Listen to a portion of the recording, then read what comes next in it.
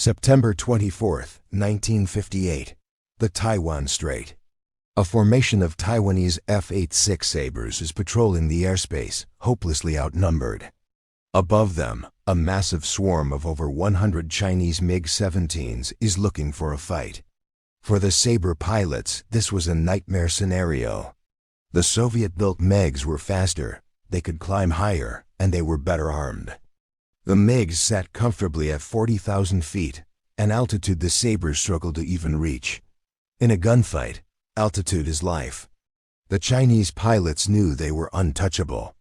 All they had to do was dive, attack, and climb back up to safety where the Sabres couldn't touch them. But on this day, the Taiwanese pilots didn't try to climb. They didn't panic, they simply pointed their noses up and waited for a tone. Suddenly, trails of white smoke erupted from the Sabres, but these weren't unguided rockets. These projectiles turned.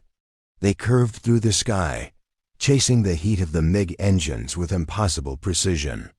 In minutes, the untouchable MiGs were falling from the sky. The Chinese pilots were baffled. They saw no muzzle flashes, no tracers, just their wingmen exploding. On that single day, the age of the dogfight ended. The age of the missile had begun. To understand how this happened, we have to go back to a dusty garage in the Mojave Desert in the early 1950s. At the time, the U.S. Navy was obsessed with radar. They wanted massive, complex missiles that could shoot down nuclear bombers from miles away. They poured millions into these projects. But a physicist named Dr. William McLean had a different idea. He didn't want complex. He wanted simple. He realized that a jet engine is essentially a giant torch in the sky. You didn't need radar to find it. You just needed an eye that could see heat. The Navy hated the idea. They literally told him to stop working on it.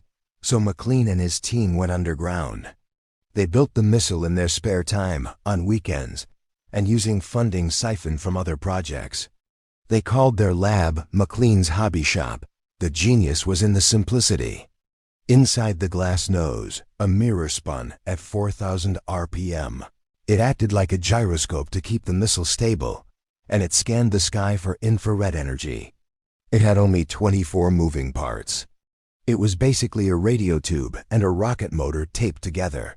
It cost a fraction of the Navy's radar missiles. And when they finally tested it, it didn't just work, it crawled right up the tailpipe of a target drone. They named it the Sidewinder, after the desert snake that detects prey by body heat and moves in a winding,